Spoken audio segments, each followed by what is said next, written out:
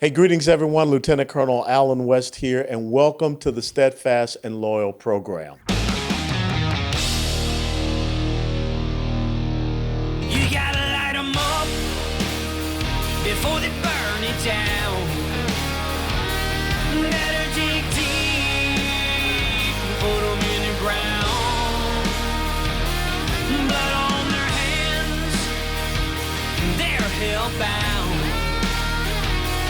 Save us all. Ooh, they're gonna burn it down. Save us all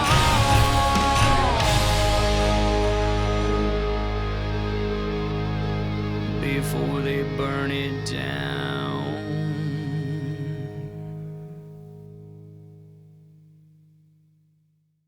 You know, one of the things that I have always believed in is that business leaders have to get more involved in this thing that we call politics, but not so much politics, but the policies that are being brought forward, the policies that are being passed, because it does affect our free market economic system. And so often you see a lot of leaders in the business sector that kind of shy away from it, just the same as we see some church leaders shying away from these things, which they should not.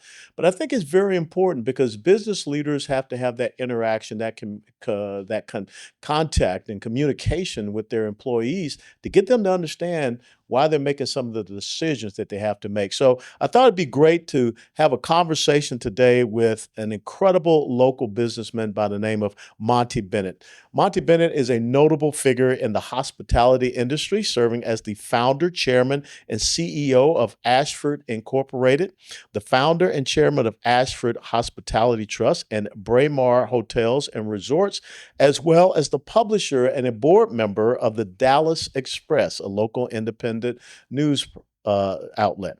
Bennett is also a prominent Dallas business leader and philanthropist. Boy, I tell you, you can tell I'm from Georgia.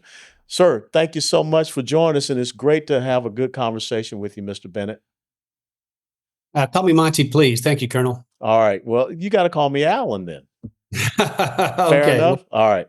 Yeah. Let's talk about your background and history because, just the same as my father was a soldier in World War II and I followed his footsteps, your father was also in the hospitality industry. Tell us about that impact that that had on you and how you pursued this and, of course, your education at Cornell.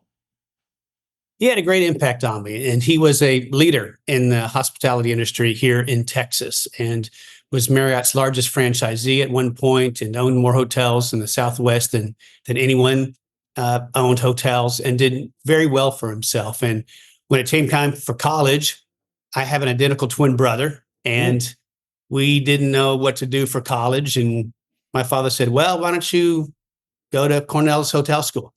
And so that sounded as good as anything to us. And so up we both went. And then we stayed on to get our business degree there, our MBAs. Then he went into full-time ministry. And then I went into working with my father for 10 years before I started to branch out on my own. Now, when you talk about Cornell's hospitality school, are there many others like that replicated across the country in our colleges and universities? There are, and there's more and more all the time. The University of Denver has a school. The University of Houston has a great program. There's quite a few around the country. So when you look at where your father was and where you are today, kind of share with us the changes you've seen in the hospitality industry. The changes have been enormous. I never would have thought that I've seen such changes in such an industry as hospitality. Back in the 70s and 80s, it was an industry that wasn't nearly as sophisticated as it is now. It had just a few brands out there in the industry. And now there are hundreds of different brands, a lot of sophistication in how hotels are operated, a lot of different opportunities for different management companies and locations, and it's just a world of difference. We've also been through some interesting times in the past 30 years with regular recessions, along with the horrors and terrible of 9/11, then the great financial crisis, and then COVID. So it's been an interesting run up and run down. Well, let's talk about that because I found it interesting and unique. I mean, you came in and you took over about 3 to 5 hotels and expanded that to 150, if I'm correct, thereabout? We started the Ashford Hospitality Trust platform with about 6 hotels, Yeah. and then we expanded it into over 100 hotels. And over time, we've bought businesses that service the hotel industry. And so, in one way or the other, we touch about 700 hotels today, whether through ownership, through management, through providing audiovisual services, water sports services, you name it. And so it's about diversifying that, industry as well to meet the ever-changing environment that you're in, I would suppose. Yes, yes. We were just in hotel real estate and a little bit in hotel management before, but now we've diversified into other services and expanding into other types of real estate as well. Let's talk about the thing that you brought up, the regulatory environment, then also COVID. Let's start with COVID. I mean, something totally unexpected, and then all of a sudden, government officials are making decisions about your industry.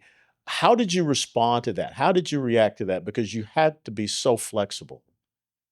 It was tough. It was a tough time. We went from 13,000 employees during COVID to 1,300 employees in about 13 days. So we had to furlough people so fast. Our business levels dropped dramatically. We have a very high fixed cost business in the hotel business, and just 3%, 5% movements in revenue can make tremendous differences on the bottom line. Mhm. And we dropped about 90% in the month of May. We had hotels where we had one room to rent. We didn't want to close down because of the challenges of getting certificates of occupancy to open back up. So we'd have the general manager sit in the lobby and have one room to let and operate like that for quite a while until business started to come back. It was an absolute disaster. Now, were you able to recover those employees and bring them back in once we got to full operating capacity once again? Ultimately, but it took a long time. Yeah. A lot of the people left the workforce and they went to work in Amazon warehouses or they went other places. And then as business started to come back, we reached out to these people, but they had jobs.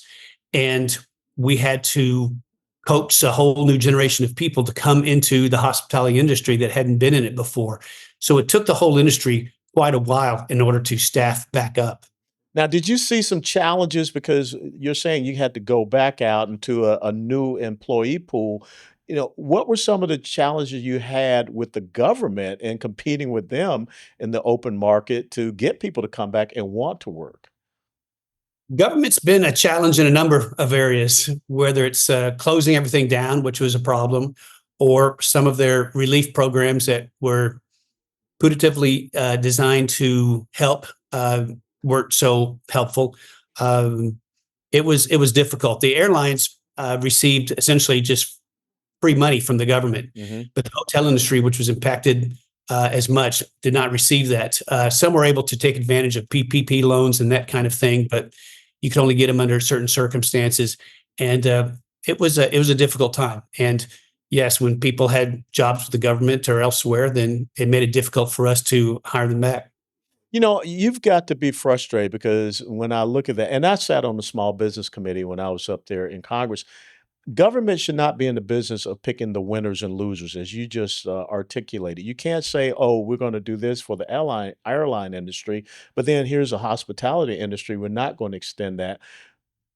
Talk about your level of frustration when you see that. Maybe not just in your particular industry, but overall.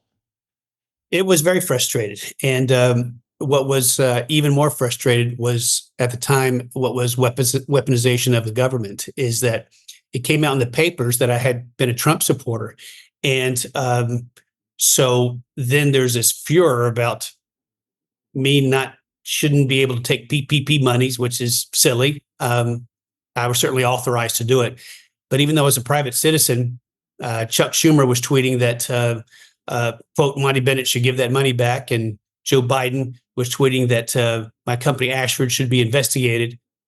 And sure enough, I had been public for 20 years with no issues.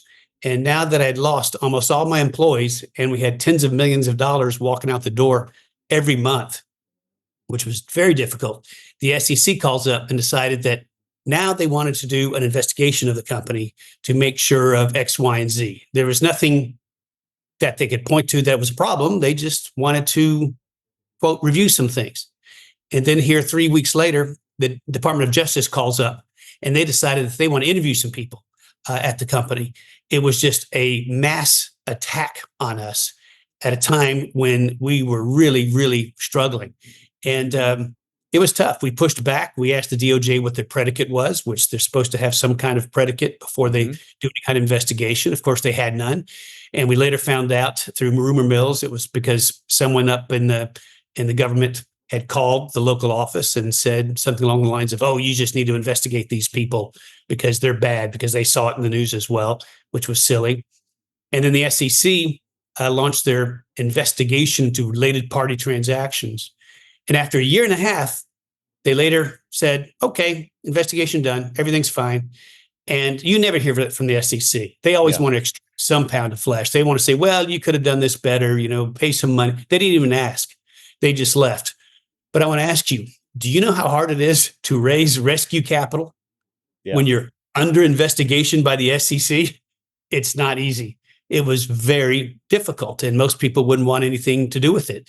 And not only were they picking winners and losers, but they were actively interfering with the company and with our ability to stay afloat and the jobs of thousands and thousands of people. But they just don't care. And they took their pound of flesh. They weren't successful in dragging us under, but they cost us millions and millions of dollars. And then they move on to their next target. So government has many places, and there's a lot of great places for government. But in many cases in this country, government has gotten out of control, and they create way more problems than they claim to solve. I would have never thought that I'm just 63, that I would see that, like you just articulated, the weaponization of government against businesses. I mean, this is not just third world, this is fourth or fifth world type of stuff, the things that you would think in the old Soviet Union or the East German Stasi state. And this whole thing of lawfare, it really has to be ended.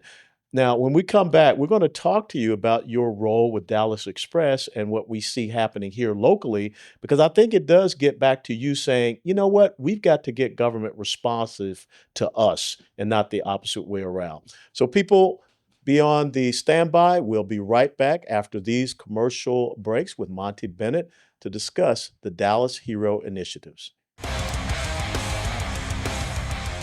Hey folks, Lieutenant Colonel Alan West here at Watchtower Firearms.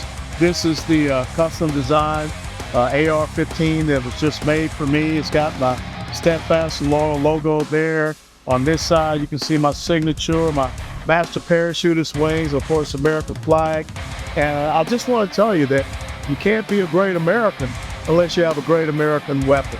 And that's exactly what Watchtower Firearms is building. Great American weapons, all American parts, manufactured right here in the great state of Texas. And oh, by the way, let me see, where is the serial number on this one? TX 1836. If you're from Texas, I think you know what that means. God bless you. God bless Watchtower. Hey, dead center. Yes.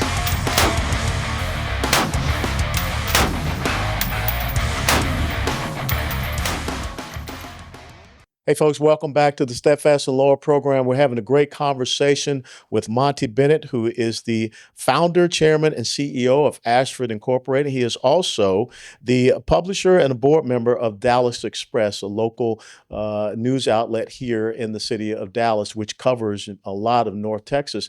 And we were talking, Monty, about this weaponization and this lawfare thing and the right relationship between the private sector and the public sector. What drove you to get involved with Dallas Express and to stand that up? Because it is very successful and it is really and truthfully something of the people. Well, it was what you're saying, Alan, in that I've lived in Dallas for 30 years, and I'd never gotten involved locally. And I thought it was high time and I wanted to make up for lost time. And I knew that as I pushed for change and for reform, that there was going to be controversy. Whenever you want to change something, there is controversy. And I couldn't agree more with your precept there about how business leaders need to be involved in government. And all of us need to be involved in government in some way or another, lending where we can, not from a standpoint of having a handout and expecting contracts from the government, but lending our expertise in helping govern. And I think a lot of people stepped back from that over the past several decades. And as a result, there's been this huge divide between government and between the people and between government and businesses. And so I knew that if I was going to get involved, I needed what I call air cover to report on these things and to report the news as most people would see it. The local news has become so far left that you can't pick it up without having these opinions forced upon you. You can't sit and just talk about issues and reasonable people believing. They just assume certain things to be true and that aren't true. And so they started the Dallas Express. And here more recently, a group of people started to put together what are called the Dallas Hero Charter Amendments. These are 3 charter amendments that are on the ballot here in November. And early on, I got involved and I started to help because I really, really believe in them. And they're really pretty straightforward. These charter amendments aim to force the city to have focus. Right now, the city of Dallas is at a very special point. It could become the leading city in the United States as cities like Los Angeles, Chicago, New York go by the wayside. But the city of Dallas is on the same track as those other cities where crime is starting to move up. People are moving out of the downtown. We're losing citizens. The population of the city of Dallas is declining, even though the population of North Texas is absolutely booming. Yes. And people aren't moving downtown. And it's a problem.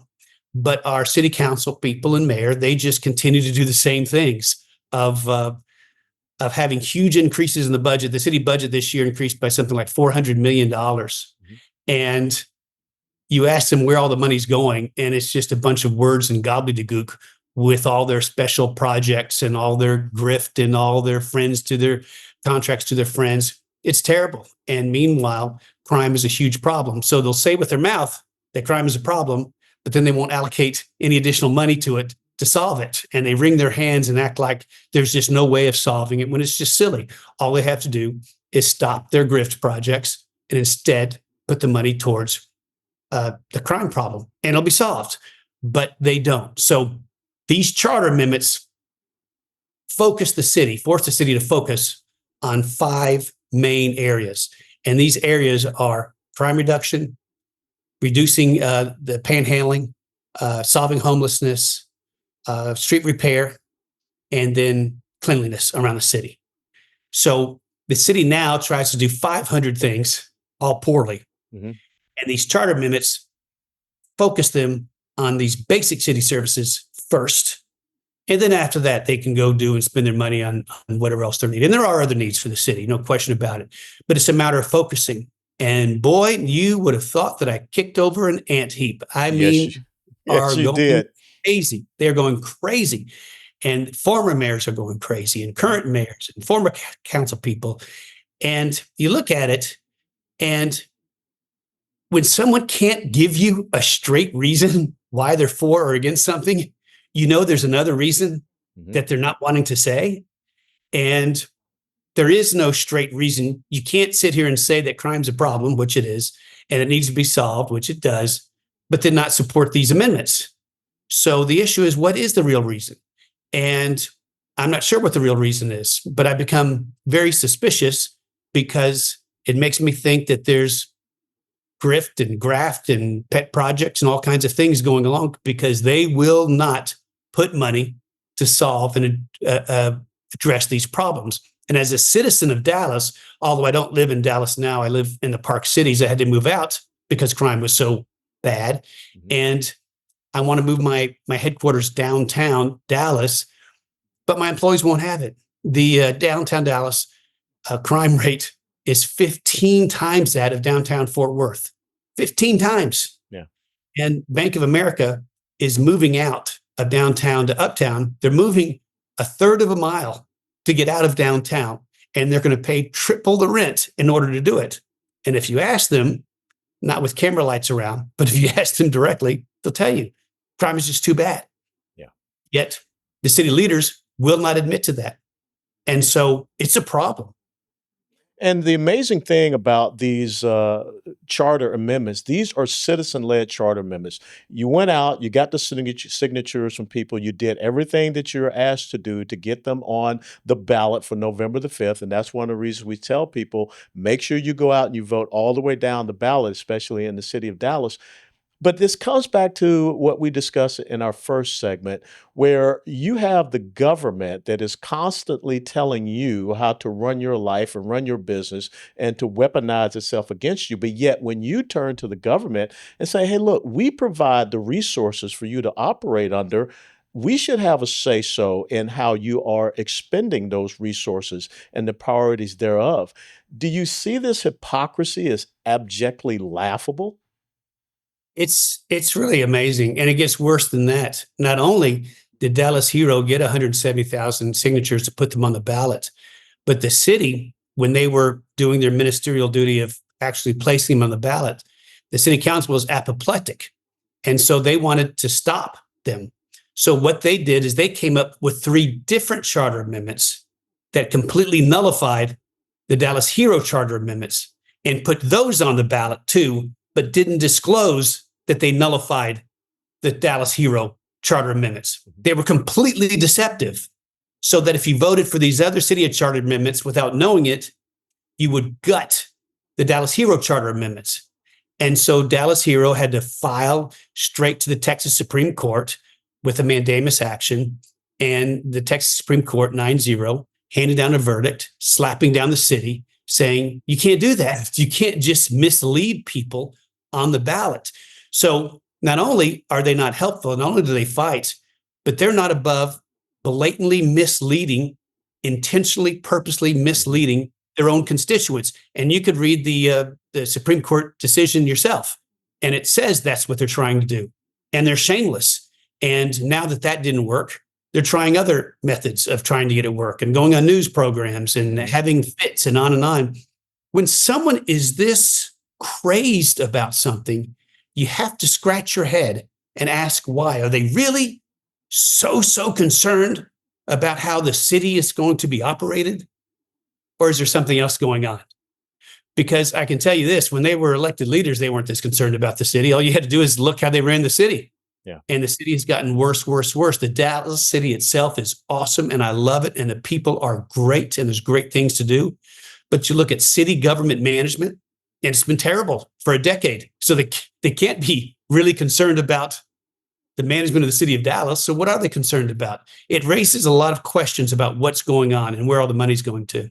You know, the thing that I see happening, and you just talked about how current and former mayors and city council officials, but it's also Republicans and Democrats. I think you see a bipartisan face of political elitism.